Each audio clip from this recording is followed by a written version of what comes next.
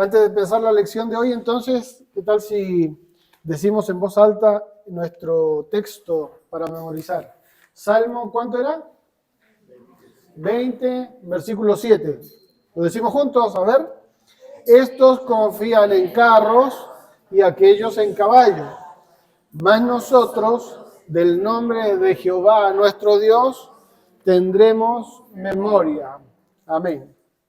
Bueno, entonces estamos en el día 3 de la unidad 2.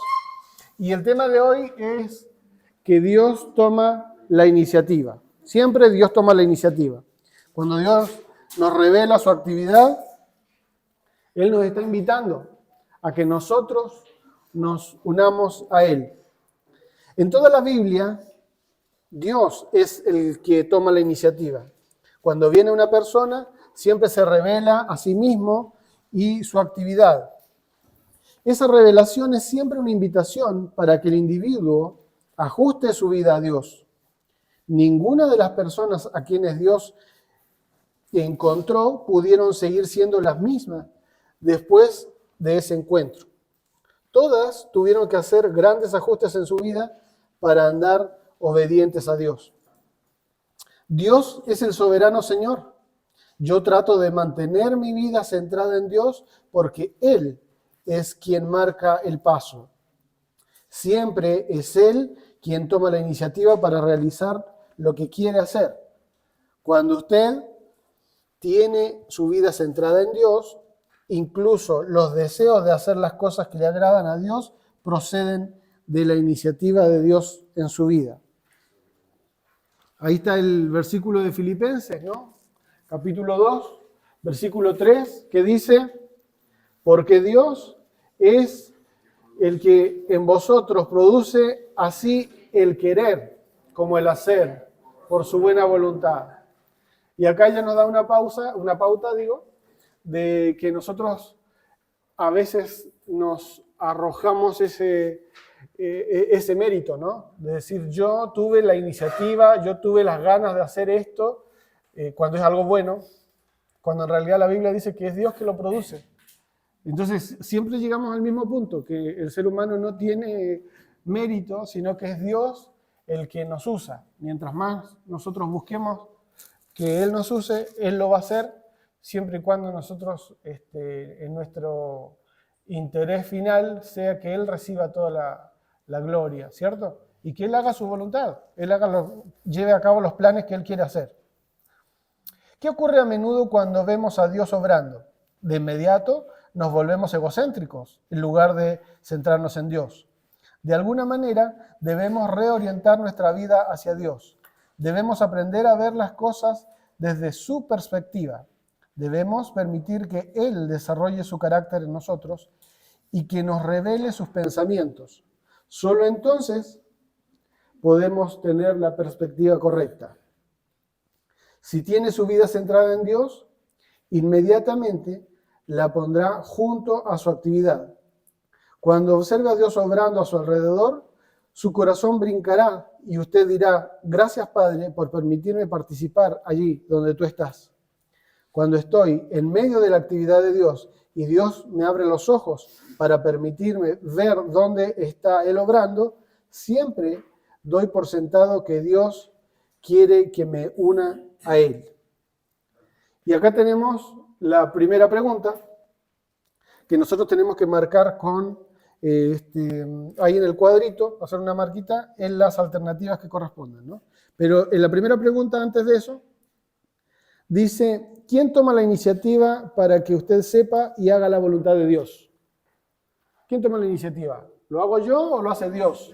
Dios, ¿cierto? Lo que acabamos de leer en Filipenses. Es Él el que produce, aun que nosotros deseemos hacer las cosas buenas. Por eso precisamente, creo que lo había comentado esto en alguna ocasión, pero está bueno recalcarlo, que muchos de las incluso ideologías políticas, el error por el que parten es que ellos proponen que el ser humano es bueno por naturaleza. El padre de la izquierda de apellido Rousseau, él hablaba de que el ser humano es como una buena bestia, como un buen animal, que tiene buen corazón en el fondo, pero es el entorno, son los medios, son ¿cómo se llama? Todo lo que lo rodea es el que lo hace mal. Sin embargo, la palabra de Dios dice que el corazón del hombre es de donde está mal. Jesús dice, ¿de dónde salen las guerras? Los pleitos, del corazón del hombre, ¿cierto? No es lo que contamina al hombre lo que entra, dice Jesús, sino que lo que sale, porque eso que sale del corazón. Entonces ahí vemos ese contraste de por qué siempre los que tratan de abogar por ejemplo, ideologías como yo le hablaba hace un tiempo del humanismo, aunque parece que el fin es loable, ¿cierto? Traer cierto bienestar al ser humano, pero como parten de esa premisa, ya de ahí en adelante todo está mal. Es como cuando haces un ejercicio matemático y te equivocas en un número. Por más que hagas bien todo el procedimiento, pero siempre te da un resultado malo, nefasto, porque el ser humano es así. Entonces, cuando nosotros queremos ver lo que está haciendo, tenemos que pensar primero, ¿quién toma la iniciativa? Dios, ¿cierto? No nosotros. Así que la primera respuesta ahí a la pregunta A sería esa. Dios es el que toma la iniciativa. Aunque yo piense que a mí se me está ocurriendo esta buena idea o estas ganas vienen de mí, Filipenses dice que no, que es de él. Y en la pregunta B es donde vamos a marcar las alternativas correctas que le decía hace un ratito. Dios espera que yo decida lo que quiero hacer por Él. En primer lugar, me deja ver dónde Él ya está trabajando a mi alrededor. ¿Eso es así o no? Sí, ¿cierto? Cuando Dios quiere que yo empiece a unirme a Él, Él me deja ver dónde Él está trabajando primero. La 2, así que le hacen una marquita ahí al cuadrito 1. La 2 dice, Dios me habla a través de las Escrituras e imprime en mi mente una aplicación práctica de la verdad. ¿Qué quiere decir eso? Dios me habla a través de la Biblia y después me hace entender cómo puedo aplicar eso que leí a mi vida personal. ¿Es así? Bien, la hacemos marquita entonces. Al número 2. El número 3 dice, me da un ardiente deseo que crece a medida que oro. ¿Eso es así? Sí, ¿no? A medida que vamos buscando más a Dios, estamos orando, hablando con Él, va creciendo ese deseo de participar en su obra, o debería ir creciendo. Y la última dice, crea, esto siempre hablando de Dios, ¿no? Crea circunstancias alrededor de mí que me abren la puerta de la oportunidad. Sí, ¿cierto? Ahora, quiero que pongamos atención en las últimas dos, en la 3 y la 4, porque dice que, sin embargo, estas alternativas que acabamos de decir, que es una, que Dios me da un ardiente deseo que crece a medida que oro, y la otra es que crea circunstancias alrededor de mí que me abren la puerta a una oportunidad, deben vigilarse con cuidado. Una vida egocéntrica, ¿se acuerdan que hablábamos de eso? Que veíamos dos cuadritos, ¿no? La vida egocéntrica centrada en mí mismo y la vida centrada en Dios. Dice la vida egocéntrica tendrá la tendencia de confundir mi deseo o su deseo egoísta con la voluntad de Dios. Las circunstancias no siempre, esta es la pregunta, ya la opción 4, las circunstancias no siempre pueden ser una clara dirección del liderazgo de Dios. A veces hablamos de puertas abiertas o cerradas, pero no siempre son la indicación de la dirección de Dios. No sé si se entiende ese párrafo, pero está hablando de que a veces nosotros, de nuestro propio deseo de hacer algo, sale ese deseo, valga la redundancia, y lo tendemos a confundir con lo que Dios quiere hacer, por una parte. Y eso es peligroso y es difícil de identificar.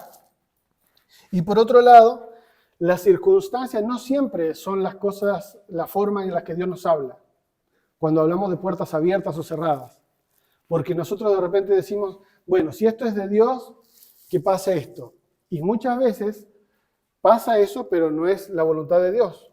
Más adelante, en las lecciones que vienen en otros días, vamos a estar viendo que Dios habla de diferentes maneras. Una de las maneras sí es la circunstancia, pero no debemos solamente tomar esa forma como que es la única que Dios nos habla. Tenemos que cotejar eso con otras formas que Dios nos habla también para saber qué es lo que Dios quiere hacer. ¿Está bien? ¿Sí? Al buscar la dirección de Dios, verifique siempre si la oración, la escritura y la circunstancia, ve, ahí tenemos otra forma que Dios nos habla. La oración, las escrituras y las circunstancias concuerdan en apuntar hacia la dirección que piensa que Dios les está guiando. Ahora bien, usted tal vez todavía se diga, todo eso suena bien, pero necesito alguna ayuda práctica para aprender cómo aplicar estos conceptos. En toda situación, Dios exige que usted dependa de Él, no de un método. Por eso precisamente que nosotros no podemos hablar de que hay una forma, de que siguiendo estos 3 pasos, ni siquiera esto que estamos estudiando, este libro, es que ahora que aprendí este libro voy a ser exitoso. No se trata de eso. El Evangelio, si fuera así, sería re fácil y se haría un estudio que todos lo pudieran hacer y seguir y estaría todos nuestros problemas resueltos, pero no es así. En toda situación, Dios exige que nosotros dependamos de Él y no de un método. La clave no es un método, sino una relación con Dios. Y acá dice el autor, permíteme ayudarlo contándole de un hombre que aprendió a andar con Dios en oración y fe. Y acá habla de George Mueller. Le faltan los puntitos ahí a la U, pero dice caminó por fe. Yo en la semana les voy a estar mandando un videito de una biografía un poquito más ampliada de lo que dice acá sobre este personaje, pero vamos a leer lo que dice el autor sobre esto. Dice, fue pastor en Inglaterra en el siglo XIX. Le preocupaba que el pueblo de Dios estuviera muy desalentado. Ya no esperaban que Dios hiciera cosas fuera de lo común, ni confiaban que respondiera a la oración. Tenían muy poca fe las personas, ¿no?, que estaban a su alrededor. Dios empezó a guiar a Mueller a orar. Él oraba para que Dios lo guiara a una obra que la gente solo pudiera explicar como un acto de Dios. Quería que el pueblo aprendiera que su Dios era un Dios fiel, que contesta la oración. Se encontró con el Salmo 81, versículo 10, que dice, abre tu boca y yo la llenaré. Y Dios empezó a guiarlo en un camino de fe que llegó a convertirse en un testimonio extraordinario. Cuando Mueller sentía que Dios lo guiaba a alguna tarea, oraba por los recursos que se necesitaban, pero no le decía a nadie sobre la necesidad. Quería que todos supieran que Dios había provisto lo necesario solamente en respuesta a la oración y la fe. En Bristol, Mueller fundó el Instituto de Conocimiento Espiritual para distribuir las escrituras y para la educación religiosa. Dios lo usó también para construir 4 orfanatos donde cabían más de 2.000 niños a la vez. Más de 10.000 niños recibieron cuidado a través de estos orfanatos. También distribuyó más de 8 millones de dólares que le habían sido dados en respuesta a la oración. Cuando murió, a los 93 años, sus posesiones materiales equivalían a $800. ¿Cómo sabía y hacía él la voluntad de Dios? Entonces, ahí está la pregunta número 2. Lea el siguiente párrafo, dice, y haga una lista de las actitudes que ayudaron a Mueller a saber qué hacer. Luego, haga otra lista de las actitudes que lo hicieron equivocarse en cuanto a la voluntad de Dios. Entonces, vamos a leer el párrafo y ahí vamos a sacar la respuesta a las preguntas que vienen. Decía él, no recuerdo ningún periodo en que no haya procurado sincera y pacientemente saber la voluntad de Dios mediante la enseñanza del Espíritu Santo a través de la palabra de Dios. Y siempre fui guiado correctamente. Pero si faltaban la sinceridad de corazón y la corrección ante Dios, o si no esperaba pacientemente la instrucción de Dios, o prefería el consejo de mis compañeros antes que las declaraciones de la palabra del Dios viviente, cometía grandes errores. Esto lo decía él, ¿no?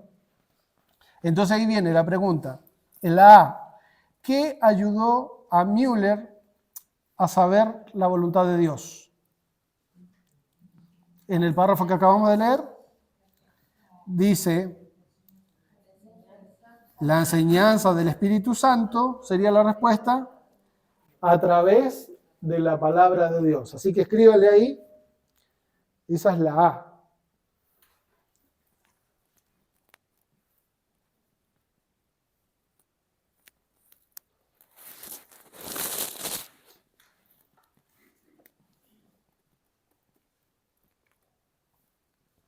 ¿Estamos?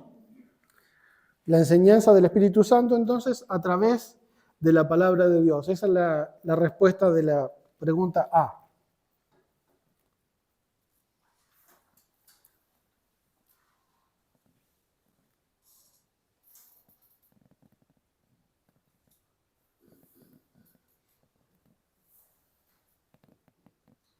Él decía entonces que le ayudaba a buscar sinceramente la dirección de Dios, esperar pacientemente en Dios hasta que reciba la palabra de Él y que esperaba el Espíritu Santo le enseñara a través de la palabra, ¿no?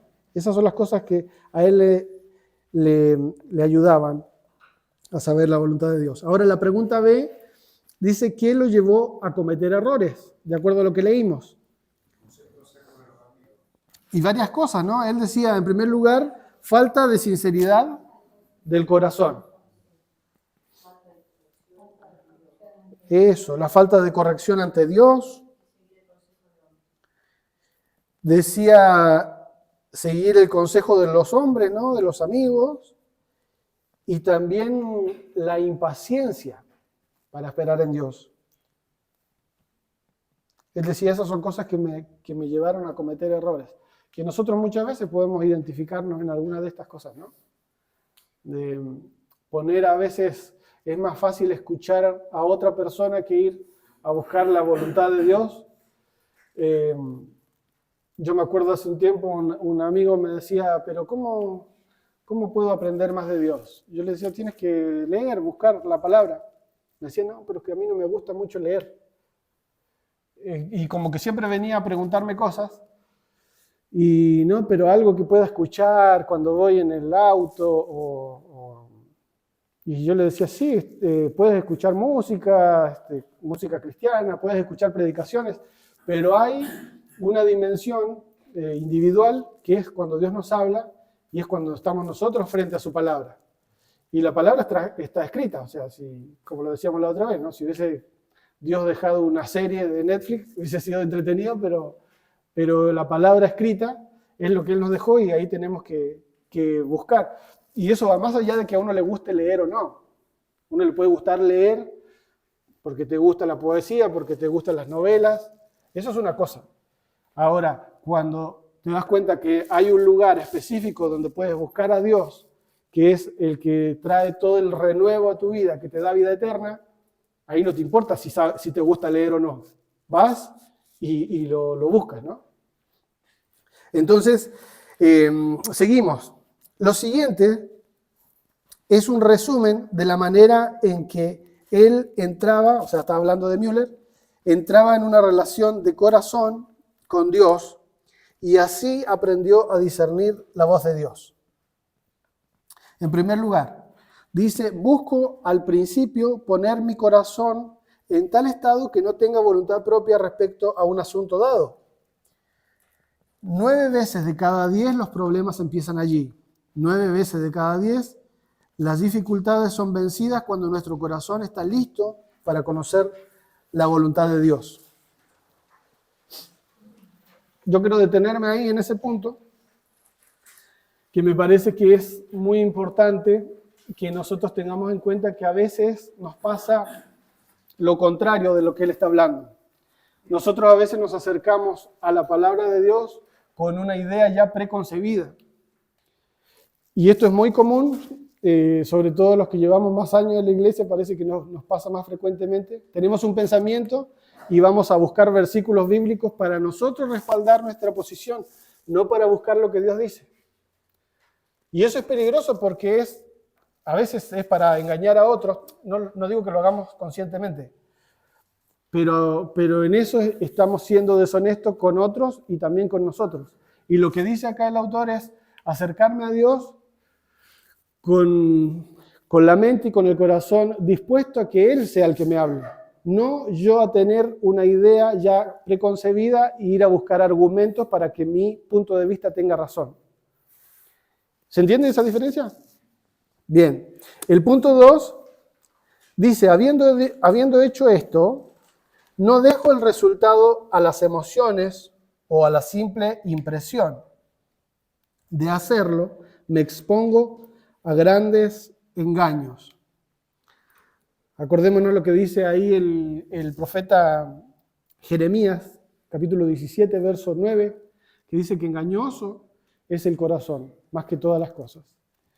Y precisamente el corazón, ¿no? Que tanto énfasis le damos, siempre que la palabra de Dios habla de corazón, está hablando de las emociones, ¿cierto? Entonces, que me hace sentir bien, que me da paz. Incluso a veces tenemos ese concepto de que todas las cosas de Dios dan paz, y ese es un concepto errado también.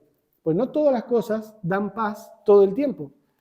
De hecho, a Jesús dice, ¿ustedes creen que yo vine a traer paz? Todo lo contrario, vine a traer guerra.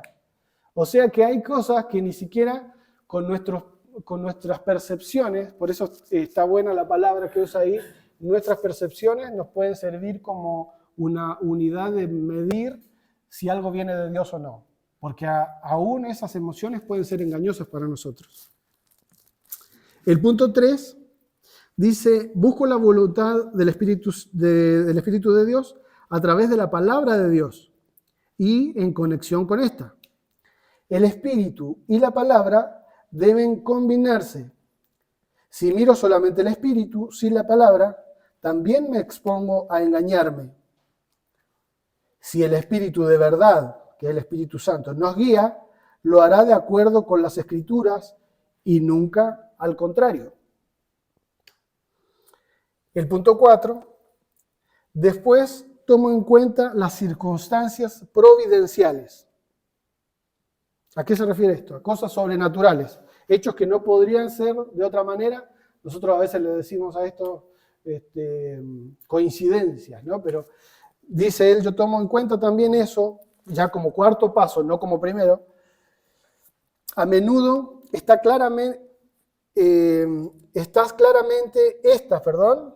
claramente indican la voluntad de Dios en conexión con su palabra y su espíritu. O sea, las cosas estas sobrenaturales que empiezan a pasar a mi alrededor tienen que ver con lo que Dios me viene hablando en su palabra, tienen que ver con lo que yo, el deseo también que tuve, puede ser que también tenga que ver con alguna palabra que alguien me dijo. O sea, como que se van reuniendo en diferentes direcciones la voluntad de Dios, ¿no? Y volvemos a lo que decíamos al principio, no es que hay una forma y no es que yo solo con esa forma me aseguro, sino que más bien es un cúmulo de situaciones. El número 5 dice, le pido a Dios en oración que me revele su voluntad directamente. Y el punto 6 dice, de este modo, en primer lugar, mediante la oración a Dios y también el estudio de la palabra y la reflexión, llego a un juicio deliberado de acuerdo con lo mejor de mi capacidad y conocimiento. Y si mi mente está de manera en paz y continúa así después de 2 o 3 peticiones más, procedo a obedecer. Y acá hay una palabrita que usa el autor que también me parece que está buena rescatarla y que no es muy popular, no digo que sea rechazada, pero no lo decimos mucho, que es la reflexión. La reflexión en la palabra. Hay una manera de leer la palabra de Dios que es leer como si estuviéramos leyendo una novela, etc. Que eso está bueno porque te ayuda a entender los conceptos, muchas veces a conocer las historias, cotejas una historia con la otra. Está bueno. Pero hay una parte que es muy importante y que Dios lo repite mucho, sobre todo en los Salmos, que es este tema de la reflexión. Yo no sé si se acuerdan, pero hace unos años hablaba de esto, de una palabra que se usa en los Salmos, que es Selah. ¿Se acuerdan que una vez compartí de eso? Que dicen los estudiosos que cuando hay algunos salmos que en la parte final, o a veces en el medio, dice una palabrita ahí aparte, Selah, con H. Y esa palabra, dicen los estudiosos, que se refiere a que cuando estaban en las ceremonias, los judíos, y estaban cantando esas canciones, se tomaban un tiempito para parar los instrumentos y la música y meditar en eso que estaban diciendo. Parar un poco y pensar, a ver, vamos a reflexionar en lo que estamos diciendo. No sé si sería un momento, seguro que era un momento de silencio, digo, era un momento de silencio de instrumentos, pero tal vez sería un momento de silencio también de todos, como para ver esto que estamos diciendo, que Dios nos rescató de Egipto, que nuestros padres cruzaron el mar en seco, que Él los guardó, que les dio la tierra prometida, y así todas esas historias que ellos traían, cuando las cantaban, todas esas victorias, se tomaban un momento de reflexión. Y a veces nosotros no tenemos esos momentos de reflexión en nuestros estudios diarios. Y nos centramos mucho en la cantidad, ¿no? ¿Cuántos capítulos puedo leer? ¿Cuántos libros puedo leer? Cuando en realidad a veces Dios quiere hablarnos y tal vez es un solo versículo con el que Dios nos va a hablar. Si paramos un poco y meditamos en eso, y claro, en este tiempo es difícil porque a veces tenemos el celular que está sonando, que no tenemos tantos tiempos, digamos, como de tranquilidad, pero está buena esa reflexión, ¿sí? Como decía el domingo Fernanda, quiero cantar con inteligencia. Ajá, exactamente. Sí, tiene que ver con eso, con pensar lo que estoy diciendo, reflexionar en eso, convencerme de eso, dejar de repetirlo como tenemos ya la costumbre de repetir una canción que la cantamos, que a veces nos emociona el ritmo que estamos haciendo, se escucha bien la música, me da ganas de moverme, todo eso está bueno y no hay que perderlo. Pero de repente la meditación, claro, en silencio. ¿Sí?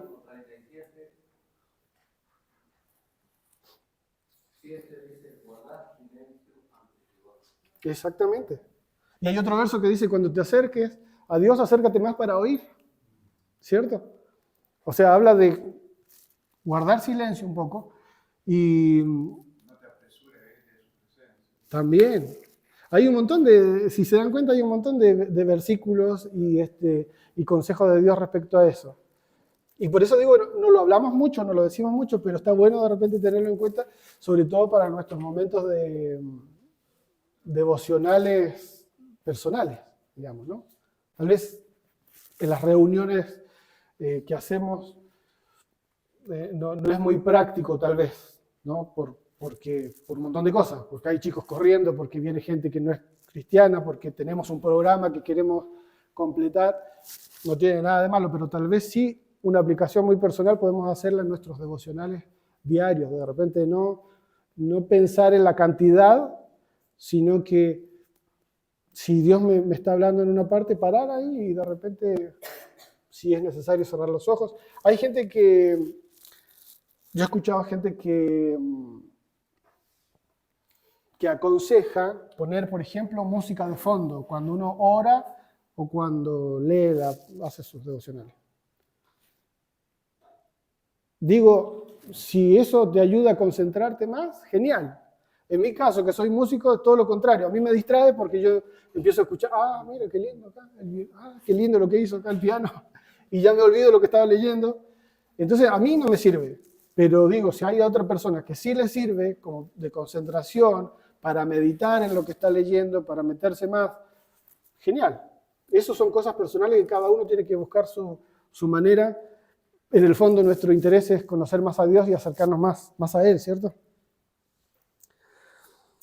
Vamos a la pregunta 3.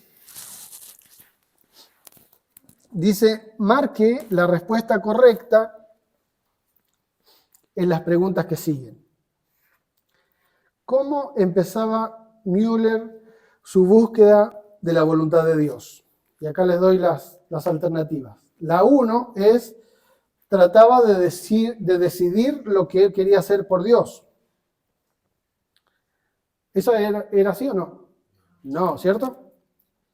La 2 dice, trataba de asegurarse de que no tenía voluntad propia. Eso sí, lo leímos, ¿cierto? Acercarse a Dios con ese corazón dispuesto, disponible para que Él nos hable como Él quiera hacerlo, sin una idea preconcebida. La alternativa 3, o sea que la 2 sí va. En la alternativa 3 dice, trataba de colocarse en el lugar en donde quería solo la voluntad de Dios. Eso también. Entonces, la opción 4 sería la correcta porque dice 2 y 3. Si marcarlo la 2 y la 3 también está bien, obviamente, ¿no? No lo vamos a reprobar por eso. Son detallitos nada más. Vamos con la pregunta B. ¿Sí?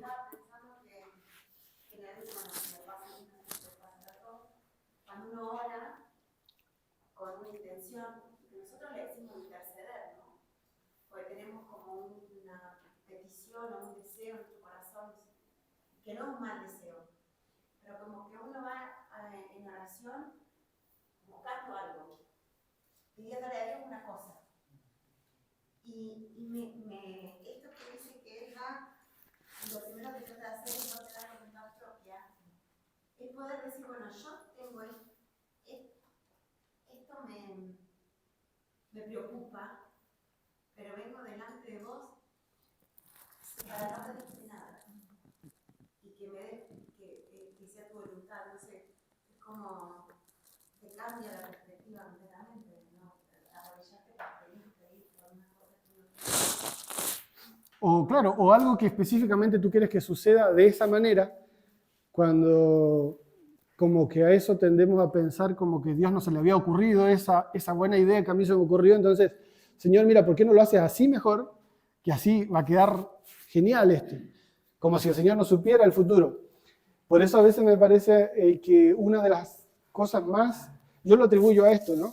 Que las cosas más difíciles que nos cuesta entender de Dios es la perspectiva del tiempo, que nosotros la tenemos y nosotros vemos las cosas, lo que pasó ayer, lo que pasó hoy, mañana no sé, y que Dios vea todo, absolutamente todo en el mismo plano. Eso es una locura que a nosotros, por lo menos en nuestra cabeza, es difícil de entenderlo. Cómo Dios no tiene presente, ni futuro, ni pasado. Lo ve todo de una forma instantánea.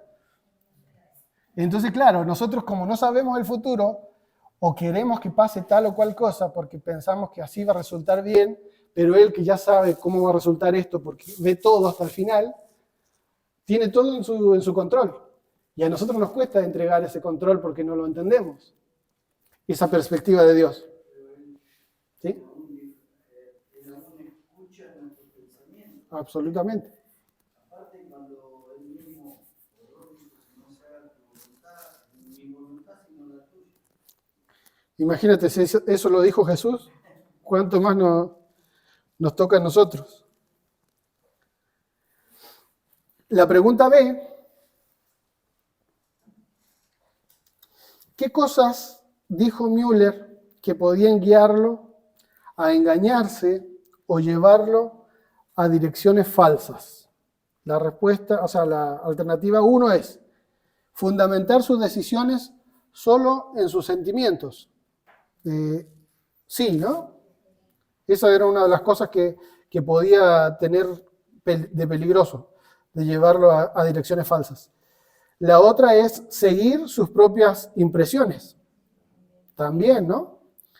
Y la alternativa 3 dice mirar solo al espíritu en busca de dirección. Eso también. Entonces, la respuesta correcta es la 4, donde están todas las anteriores. Exactamente. Márquele ahí entonces la 4.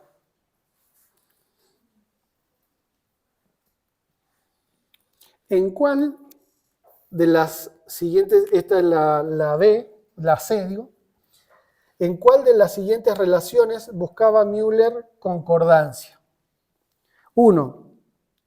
Sus deseos y las circunstancias. No. El espíritu y la palabra. Sí. La 3 dice, ¿el consejo de otros y sus propios deseos? No. Y las circunstancias y un sentido de paz. Tampoco era eso. Entonces, es la respuesta número 2 la que tenemos que marcar ahí. La concordancia que él buscaba siempre era entre el espíritu y la palabra.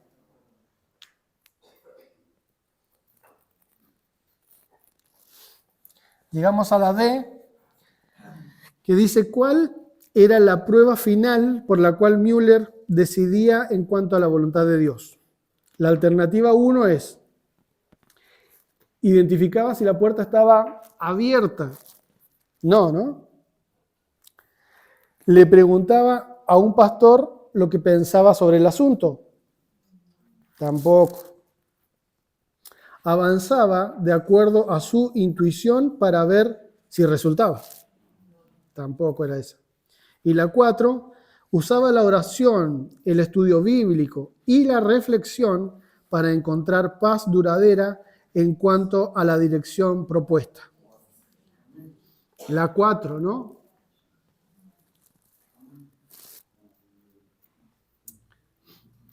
En esto que estamos estudiando, como les dije, los que no habían llegado todavía, yo les voy a pasar esta semana un videíto de un poquito más ampliado de la biografía de Müller, que es muy interesante. Muy interesante hasta hoy. Se ven el resultado de las cosas que él hizo para Dios en su país y a nivel internacional. Y me llamaba la atención esto de cuántas personas guiadas por Dios a través de la historia, sobre todo nuestra historia moderna, que obviamente las historias bíblicas las conocemos, están escritas ahí, pero tal vez si se hubiese dado, si se hubiesen integrado más cosas a la Biblia después, algunos de estos personajes que han hecho cosas por Dios, tal vez sus historias también estarían ahí. Porque son personas que, aunque no están en la Biblia, están viviendo o han vivido en una época más moderna, más cerca de la nuestra, pero también han confiado en Dios, también han escuchado su voz, han buscado en su palabra la dirección y Dios lo ha llevado a hacer cosas bastante importantes para la humanidad entera. Yo quiero leerles un poquito, es un poquito largo, espero poder leerlo. Hay un historiador español que se llama César Vidal, no es el de la predicación anterior, que ese es un pastor músico, que es Marcos Vidal. Este se llama César Vidal, es un historiador, traductor de la Biblia y un erudito. Y tiene un artículo que una vez encontré, me lo guardé por ahí, lo encontré justo estos días para compartirlo con ustedes, sobre los aportes que ha hecho el cristianismo nuestra historia moderna a nivel internacional. El artículo es largo, pero yo quiero leer nada más como el resumen que él hace. Él habla de esto de la reforma protestante. ¿Se acuerdan que hemos hablado de eso? De cuando se separa la iglesia católica de la iglesia cristiana evangélica, por así decirlo, y cómo esa división hizo que, aunque nosotros no lo querramos, y hay personas que no lo quieran, pero que haya un contraste y una comparación. Porque desde el siglo III, que se estableció la religión cristiana como religión oficial, hasta el 1500, hasta el siglo XV, cuando se produce esta separación, todo el tiempo fue la Iglesia Católica la que tenía el poder, digamos, el poder político y religioso, porque era la religión oficial. ¿Está bien? Entonces después, cuando se separa la Iglesia Católica, o sea, la Iglesia Evangélica de la Iglesia Católica, y empieza este nuevo movimiento, Martín Lutero, que se le llama protestantismo, se empiezan a hacer comparaciones, obviamente. Entonces, él habla mucho de esta comparación. Y dice, La Reforma Protestante subrayó desde su inicio dos grandes principios. El primero fue el de la libertad del ser humano frente a las autoridades, lo que le permitía examinar personalmente su camino en la vida a la luz de las Escrituras. Por eso nos resulta extraño que el primer reconocimiento de un derecho fundamental que se produjo en la historia europea fue la libertad religiosa. ¿Por qué? Porque cuando empezó a crecer este número de personas que empezaron a estudiar la Biblia, que se empezaron a alejar del catolicismo, también empezó esta lucha por la libertad de conciencia, para que la gente pueda, ellos cada uno por sí mismo, buscar a Dios y tener un concepto de Dios personal y no este que se había trabajado durante los siglos, como le digo, del 3 en adelante, que era tú tienes que creer en Dios porque Dios es esto, porque yo te lo digo, porque yo soy el sacerdote y yo tengo la máxima autoridad porque soy el representante de la iglesia. Entonces lo que yo te digo es lo que tú tienes que creer. Empezó esa diferencia a notarse de los protestantes, donde decían, no, cada uno tiene que buscar a Dios a través de las Escrituras. El segundo gran principio de la Reforma resultó mucho más fecundo y se centró en acercar la Biblia al pueblo sin condiciones. Recordemos que hasta ese entonces, bueno, en ese mismo proceso se inventa la imprenta también, pero hasta ese entonces en el único lugar donde habían Biblias era en las iglesias católicas. Y los únicos autorizados para leer la Biblia, que aparte era el latín, eran los sacerdotes católicos. Entonces la gente, cuando escuchaba de la palabra de Dios, era lo que leía el sacerdote en las misas, en latín, y nada más, porque no era permitido tener la Biblia en las casas, en primer lugar porque no existía el formato de Biblia, ¿no? Todavía no se había inventado la imprenta, pero aún así retazos, digamos, de partes bíblicas no se podía tener. Entonces, ese fue el segundo gran aporte, viéndolo así de forma general.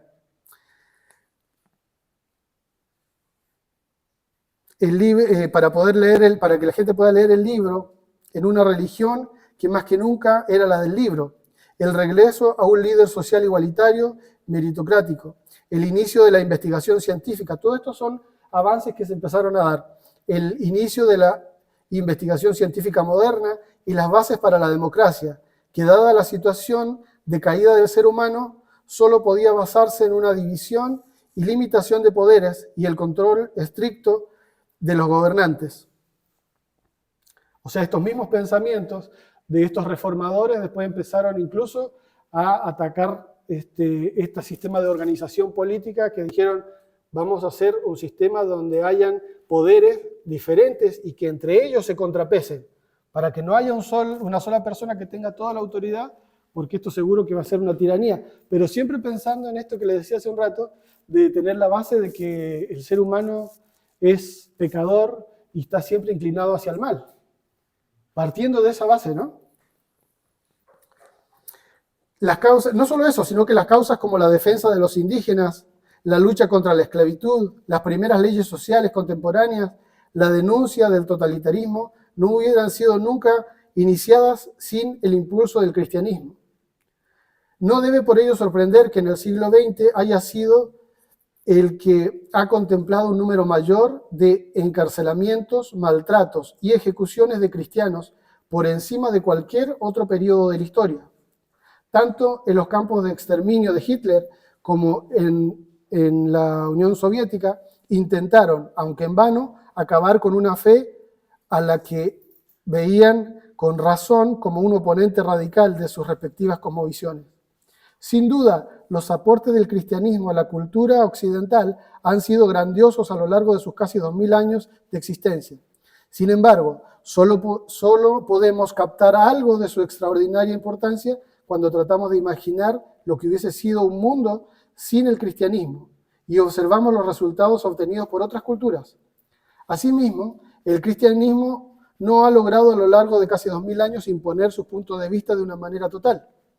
En unas ocasiones, esto se ha debido a su propio distanciamiento de la pureza original de su enseñanza, y en otras, que la vivencia de una ética tan elevada obviamente no puede imponerse. Con todo esto, la influencia humanizadora, civilizadora, no cuenta con paralelos de ningún tipo a lo largo de la historia universal. Sin él, el devenir humano hubiese sido un fluir continuo de violencia y barbarie, de guerra y destrucción, de calamidades y sufrimiento.